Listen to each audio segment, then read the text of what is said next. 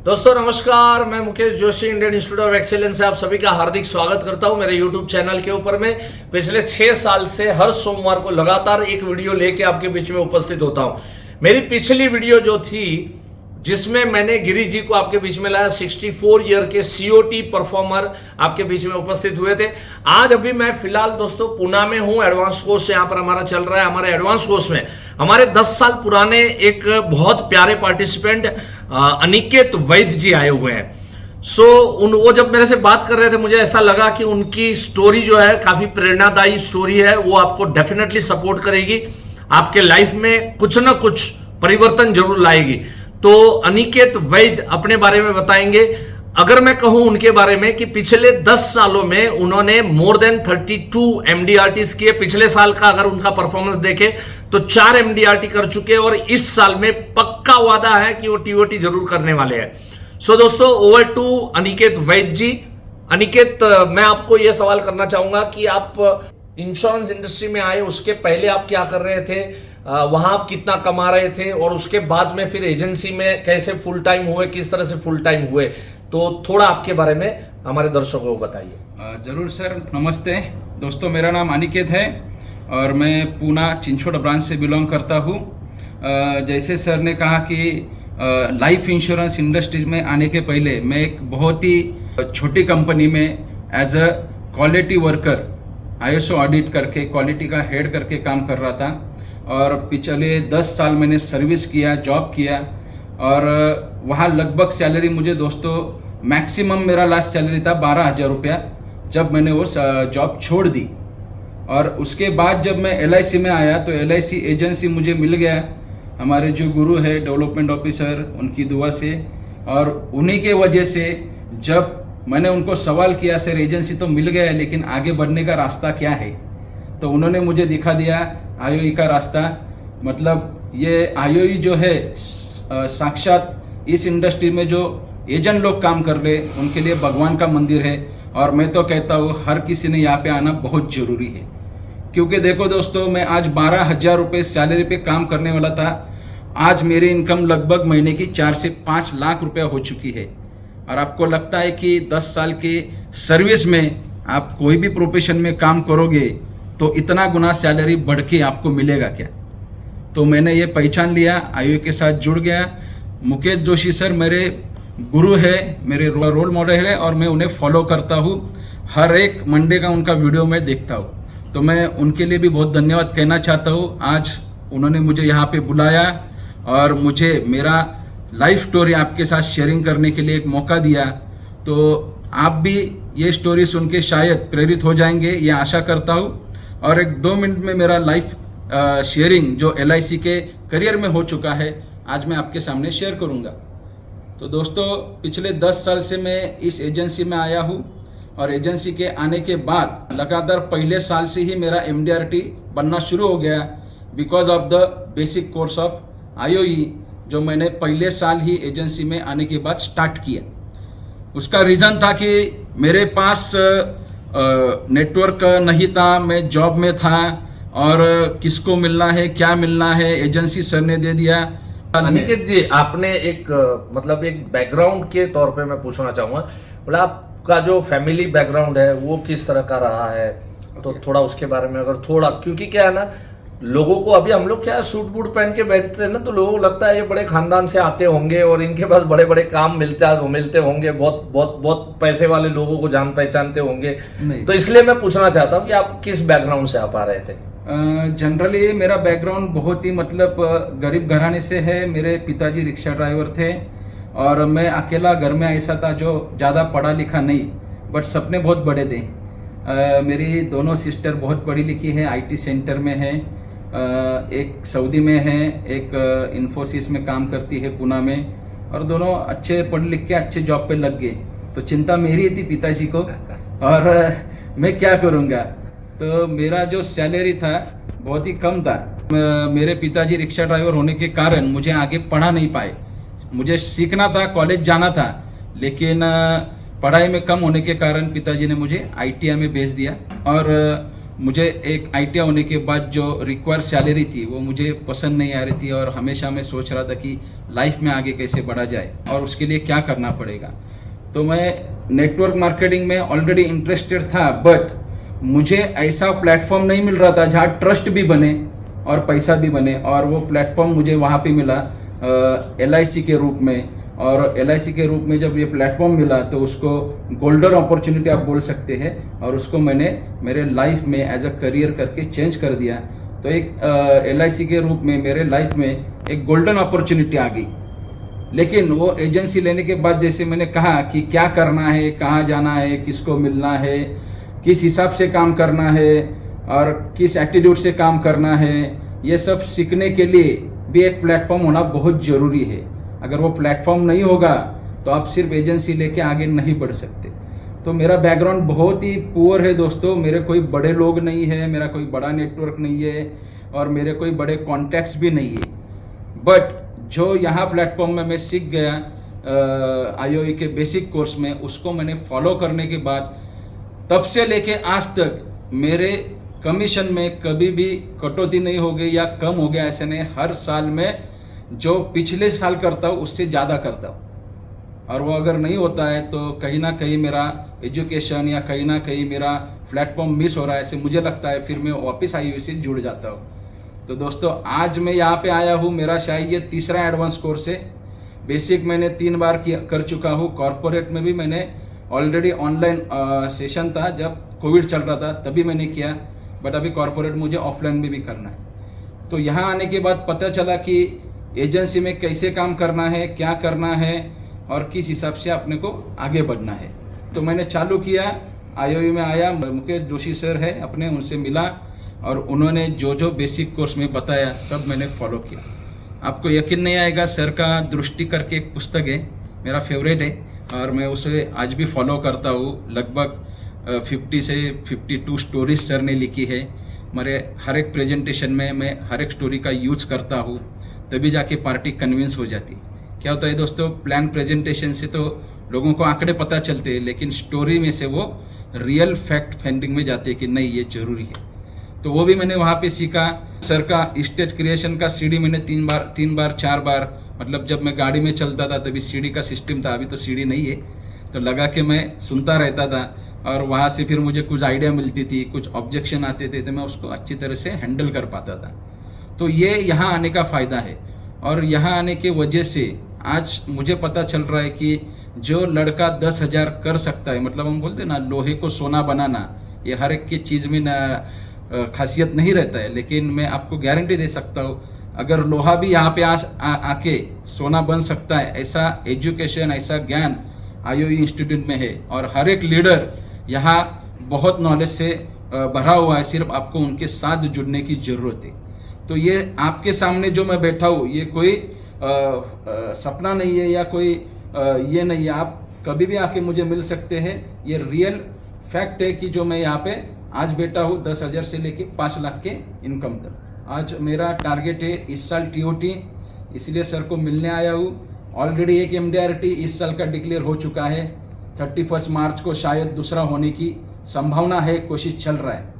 तो इस हिसाब से many congratulation Aniket, and definitely आप 31 मार्च के पहले आपका दूसरा MDRT पक्का हो जाएगा। हम सभी लोगों के ब्लेसिंग्स आपके साथ है। अनिकेत जी, मैं ये पूछना चाहूँगा कि आपका जो वर्किंग स्टाइल है वो क्या है, आप किस तरीके से आप काम करते हैं और किस तरीके से आपने इतना अच्छा अचीवमेंट आपने पिछले 10 सालों के अंदर में आपने किया, अगर उसका थोड़ा आप जानकारी अच्छे से अगर दे तो हमारे दर्शकों को काम आ सकता है। क्यों नहीं, जरूर। देखिए दोस्तों, काम करने का जो तरीका है यहाँ से ही मैंने सीखा है, क्योंकि यहाँ पे जब मैंने आया तो मेरे दिमाग में सवाल बहुत थे कि चलो अभी एजेंसी तो मिल चुका है, नज़दीक के 70-80 पॉलिसी भी बन चुकी है, कंपनी की भी बन चुकी है, हमारे रिलेटिव्स में भी रिक्वेस्ट करके ऐसा वैसा कुछ नॉलेज नहीं था, तो हाथ पैर पेड़ के पॉलिसी ले लिया था। और मुझे वो पसंद नहीं था कि आगे बढ़ने के लिए अपने प्रोफेशन में या अपने खुद के बलबूते पे अपने को भी कुछ नॉलेज होना चाहिए कि कस्टमर के साथ क्या बात करनी। तो यहाँ आने के बाद मुझे सबसे पहला जो सर का कॉन्सेप्ट था, आज भी मैं यूज करता हूँ, उसको मैं भूला नहीं हूँ। रिप्लेसमेंट ऑफ इनकम करके बहुत ही बढ़िया कंसेप्ट सर ने मुझे दिया था, और वो ज़माने में तो वो बहुत चला। और दूसरा कंसेप्ट सर ने दिया था कि सर्विसिंग फॉर्म, वो टाइम पे हमको दिए गए थे, और वो सर्विसिंग फॉर्म डेली जाके भरना है। तो मैंने चालू किया दोस्तों, जो सर ने बताया था। पहले तो बेसिक में बताया गया था कि आपका आउटर लुक बहुत ही अच्छा होना चाहिए, भले आपके पास नॉलेज नहीं है, बट आपका आउटर लुक देख के कस्टमर आपको अटेंड कर सकता है। सो मैंने वो चेंज किया। हर दिन मैं बिना कोट, टाई और जूते पॉलिश किए बगैर घर से नहीं निकलता। जैसे डेली रूटीन था कि सुबह 8 बजे काम पे जाना है, शाम को 5 बजे आना है, तो मैंने वही तय कर लिया। आज से मैंने जॉब छोड़ दी है, तो मुझे 8:30 बजे निकलना ही है। टिफिन लेके निकलता था, 5-6 बजे मार्केट में चला जाता था दोस्तों। और जो सर्वे फॉर्म दिया है उस हिसाब से मैंने सर्विसिंग के बारे में बात करना लोगों से चालू किया।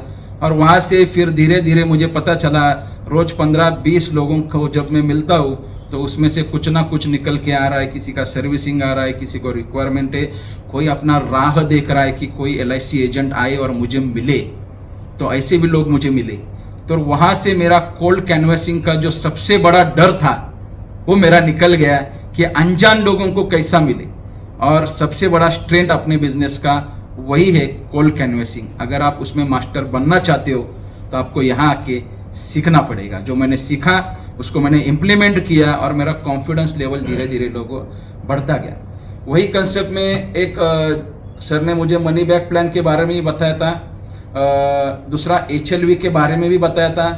तो HLV का कंसेप्ट इतना मुझे चला नहीं, मतलब उसके बारे में उस लेवल के लोग मुझे मिले नहीं, तो बात भी नहीं कर पाया। लेकिन जो मिडिल क्लास लोग थे वही मेरे अच्छे क्लाइंट्स बने, और उसी से मुझे रेफरेंस मिलते गए। तो मैंने वहाँ पे अपने CD में सुना था कन्वेंशन में, जब कन्वेंशन भी होता है आयु का, तो वहाँ रमेश दमानी सर का एक वीडियो मैंने देखा था, और उन्हें बोला कि मैं बिजनेस प्रोजेक्ट के बारे में बात करना चाहता हूँ और मुझे आपको मिलना है।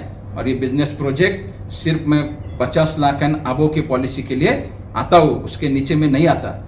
तो मेरे दिमाग में ख्याल आया, यार ये आदमी 50 लाख के अबो ही जाता है, हम तो यहाँ 5 लाख के लिए रो रहे, तो ये बिजनेस प्रोजेक्ट क्या है। तो मैंने किसी से गाइडेंस लिया नहीं। क्या होता है दोस्तों, अगर आपको करना है तो दिमाग काम करता है। और मैंने अपना खुद का बिजनेस प्लान बनाया मनी बैक के प्लान के तौर पे, जो हर 5 साल में आपको विदाउट 50% कॉस्ट में इंश्योरेंस देता है, और ज़्यादा पैसा वो बिजनेसमैन आपके बिजनेस में लगा सकता है। क्योंकि वहाँ कहना था लोगों का कि बिजनेस में पैसा डबल होता है, तो मैं भी लोगों को वही बोलता था, सर बिजनेस में पैसा डबल होता है, आप इंश्योरेंस में मत लगाओ, मैं आपका पॉलिसी बाय मनी बैक का जो चेक आता है उससे चलाते जाऊँगा, आपका बैकअप प्लान रखूँगा, आप बिजनेस करते जाओ। तो ये कंसेप्ट उनको पसंद आया, और मैंने उसको नाम दिया बिजनेस ग्रोथ। और वो बिजनेस ग्रोथ पे मेरा पहला MDRT 2012 में जब मैं एडवांस कोर्स में बैठा था, मुझे हमारे डेवलपमेंट ऑफिसर रातुलकर सर का फ़ोन आ गया कि केस पास हो गया है, वो 2 लाख रुपए प्रीमियम बचा था, और मेरा पहला MDRT हो गया। और वहाँ पे मुझे सर ने बोला था, एक बार MDRT तो बार बार MDRT, अभी पीछे नहीं रुकना है। और उसके बाद जो सिलसिला चला दोस्तों, फिर कोल्ड कैनवसिंग का मेरे पास आज भी कम से कम 15,000 लोगों का लिस्ट है। हर एक साल का डायरी मेरा भरा पड़ चुका है, कौन से डेट को किसको मिला ये लिख चुका हूँ, और उस हिसाब से मेरा फॉलोअप भी चालू है।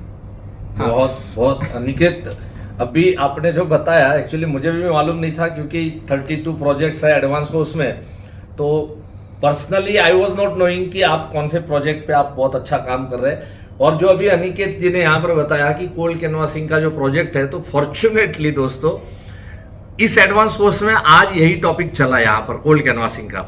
और आज यहाँ पर बैठे हुए उपस्थित जितने भी पार्टिसिपेंट हैं मेरे पास में, तो वो सारे के सारे वो 50 के 50 लोग अभी यहाँ से कोल्ड कैनवासिंग के लिए गए हुए, और उसी चीज का बेनिफिट लेके मैं ये वीडियो अनिकेत जी के साथ यहाँ पर बना रहा हूँ। सो प्रैक्टिकल वर्क हम लोग यहाँ पर कराते हैं। प्रैक्टिकली आपके अंदर की जो हिचक है, डर है, वो कैसे निकालना, किस तरह से निकालना, किस तरह से अनजान आदमी से शुरुआत करना, अप्रोच करना, lot of things are there to learn.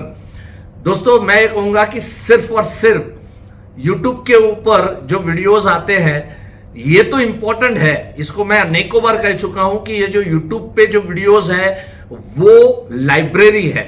मतलब इसमें से कौन सा चीज ढूंढना ये आपके ऊपर है। लेकिन आपके लिए क्या चीज जरूरी है वो हमने ढूंढा हुआ है, और वो हम जो चलाते हैं वो कोर्स के माध्यम से चलाते हैं, राइट। सो दोनों पैरेलल जरूरी है, ये भी जरूरी है, ये भी जरूरी है, राइट। सो डेफिनेटली जब भी मौका मिले ये सारी चीजों को आप अटेंड कर सकते हैं। सो अनिकेत, मैं अभी ये पूछना, मैं एक्चुअली मेरे माइंड में एक क्वेश्चन था जिसका थोड़ा हल्के से आपने आंसर दे दिया। मेरा क्वेश्चन ये था कि आज 10 साल में आपने इतने अच्छे अचीवमेंट किए, बट उसके बावजूद अभी के एडवांस कोर्स में अनिकेत बहुत ही सीरियसली अटेंड कर रहे हैं। और देखो अभी मार्च एंड चल रहा है, मार्च एंड में भी उन्होंने, वो चाहते तो स्किप कर सकते थे कि चलो मेरा तो रिपीट है, अगर मैं ये क्लास अभी नहीं अटेंड करूं मैं बाद में ले सकता हूं, लेकिन उसके बावजूद आप ये मार्च के 2 इंपॉर्टेंट दिन में भी आप यहां पे रिपीट करने आए हैं, तो वो कौन सी सोच आपको यहां पर लेके आई, वो मैं खुद पर्सनली जानना चाहता हूं।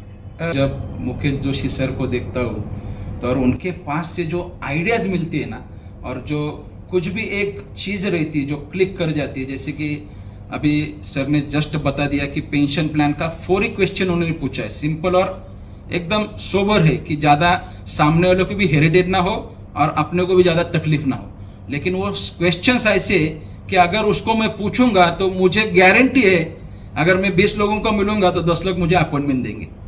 तो ये जो एक आइडियाज मिलती है और टारगेट लिया है टीओटी का, तो हमारे सर ने भी मुझे ऑलरेडी कोट पहना दिया है कि तुम ऑलरेडी टीओटी हो। तो मैं बोला सर नहीं, अभी तो गुरुजी को मिलना पड़ेगा, उसके बगैर तो होगा नहीं, कुछ ना कुछ यहाँ से मुझे मिलेगा तो मैं उसको इम्प्लीमेंट करूँगा, तभी मुझे एक ट्रस्ट आएगा कि नहीं मैं टीओटी भी बन सकता हूँ। और मुझे दोस्तों यकीन है यहाँ पे जो मैं सीख रहा हूँ पिछले 3 दिन में मैंने सीखा है। दूसरा जो डेली रिपोर्ट मुझे सर ने दिया था, जो मैं करता था लेकिन उसका रिकॉर्ड मेंटेन नहीं करता था, तो मुझे फिगर पता चल रहा है कि मेरा आज ईयरली कमीशन मार्च महीने के अंदर कितना जमा हो गया। जैसे कि मैंने डेली शीट अभी सर को हैंड ओवर किया है, उसमें मुझे पता चला कि आने वाले मार्च तक मेरा 5 लाख रुपए का कमीशन का काम हो चुका है और 20 लाख का ईयरली प्रीमियम जा चुका है। तो हर एक महीने में काउंट डाउन होने की वजह से मुझे वो बेनिफिट मिलेगा कि अभी आगे का स्टेप क्या करना है। और इस हिसाब से मुझे यहाँ कुछ नया सीखने को मिलता है। बहुत सारी चीज़ें सर ने कोर्स में अपडेट की चुकी है कि जिसका भी मुझे बेनिफिट मिल रहा है, कुछ नए कंसेप्ट आ रहे हैं, मतलब वही रिपीट नहीं हो रहा है, तो कुछ नया सीख के कुछ नया करने का जोश यहाँ पे मिलता है। सो मैंने ये 2 दिन मार्च के अंदर के मैंने आईओई के लिए दिए हैं, क्योंकि देखिए जहाँ से हम सीखते हैं और आगे बढ़ते हैं, अगर आप उन्हीं को भूल जाएंगे पैसों के लिए कि तो वो गलत चीज़ है। ये अपना इंस्टीट्यूट है, ये भगवान का मंदिर है, यहाँ अपने को आना ही पड़ेगा, यहाँ से सीखेंगे तो ये आगे बढ़ेंगे। क्योंकि हर एक चीज़ पैसे में तोले नहीं जाती, कुछ चीज़ें सेटिस्फैक्शन रहती है जो आत्मा से आती है, दिल से आती है आवाज़, नहीं जाना है तो जाना है। और मेरे आत्मा से दिल से आवाज़ आई अनिकेत आईओई से जाना है, सर को मिलना है, टीओटी हो जाएगा। तो मैं यहाँ आया, बैठा और मुझे ट्रस्ट है और बिलीव हो गया कि नहीं वी कैन डू इट, मैं कर सकता हूँ। तो thank you very much. Thank you Aniket. और डेफिनेटली आप तो देखो, आप हमेशा क्योंकि आईओए से जुड़े हैं तो आप हमेशा पॉजिटिव रहते हैं और आप हमेशा ऑपरेट जो है वो फ्यूचर से करते हैं। तो ऑलरेडी टीओटी का कोट पहन के अनिकेत हमारे साथ में यहाँ पर बैठे और हम सभी के ब्लेसिंग्स हैं। अनिकेत जल्दी से जल्दी फास्टेस्ट टीओटी आपका हो जाए, ऐसे हम ईश्वर से प्रार्थना करेंगे। And thank you so much and have a nice time दोस्तों। God bless you all. धन्यवाद, नमस्कार। मिलेंगे वापिस अगले सोमवार को। Thank you.